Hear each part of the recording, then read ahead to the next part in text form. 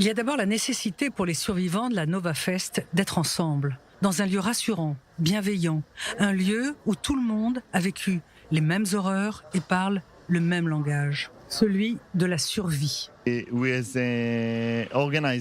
On a mis en place ce centre de bien-être pour les survivants et leurs familles et les familles des otages. C'était notre responsabilité, notre devoir de faire cela.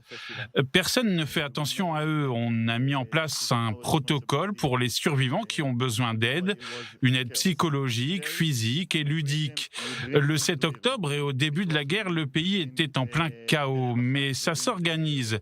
On a fait venir les administrations, tous les services administratifs pour écouter et prendre en charge les survivants. בפנים? אוי ואבוי. אוי ואבוי. יש פה הרוגים, כולם הרוגים? כל הבמה הרוגים. כל הבר הרוגים. יש פה מישהו עם סימן חיים? שייתן לנו סימן חיים. מישהו שיכול לתת לנו סימן חיים. מישהו עם סימן חיים. Sarel est l'un des 9 producteurs de la Nova Fest. Quand l'attaque a eu lieu, il était sur l'une des 3 scènes du festival. Il s'en est sorti en courant et en se cachant dans les buissons. Nimrod, l'un des autres producteurs, a perdu sa sœur. Matan Kido, l'un des DJ, est mort. Yarin, lui, s'en est sorti. Il y avait 4000 tuffeurs à la Nova Fest. 364 ont perdu la vie. 40 sont otages du Hamas. J'ai une image qui ne me quitte pas, qui me hante. Chaque fois que je conduis, je vois une voiture sur la droite, une grosse voiture. Je regarde, je vois des terroristes qui balancent des RPG sur les passagers à l'intérieur. Et tous demandent de l'aide, appellent à l'aide. Et les terroristes forcent les portes et ils tirent sur eux. Depuis le 7 octobre, 3 centres ont été dédiés aux survivants de la Nova Fest. Celui-ci, près de Césarée, propose non seulement du bien-être, mais des ateliers, mais surtout une épouvantable installation d'objets destinés aux survivants et à leurs familles. On a rassemblé ce que les teufeurs ont laissé au festival. On a apporté ce que la police n'a pas pu ou n'a pas exploité. On a invité les survivants et les familles à venir récupérer ce qui leur appartenait.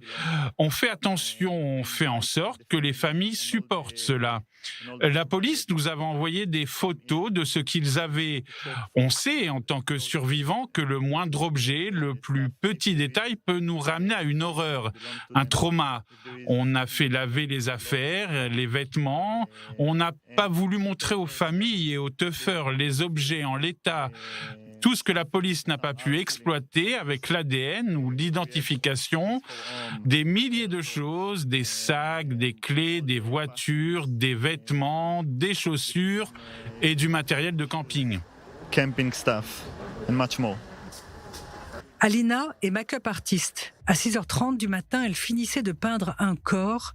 Pour elle, être ici est une nécessité. Je finissais de peindre le corps d'une fille et on s'embrasse et elle va danser et 5 minutes après, on a vécu l'enfer. On a vu des bombes et du bruit et ça arrivait.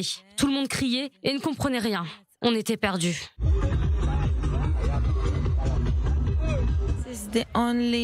C'est le seul endroit où on peut être avec des gens qui ressentent la même chose, qui comprennent ce qu'on a vécu. Les gens ici ont eu le même horrible moment et ceux qui n'ont pas vécu cela ne peuvent pas comprendre.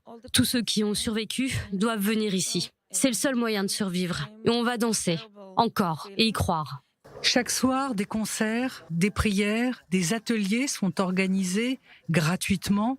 Le 30 novembre, le lieu fermera ses portes et les teufeurs resteront avec leurs cauchemars. Notre but, c'est de revenir à la vie et ne pas laisser les terroristes ruiner nos vies à nouveau.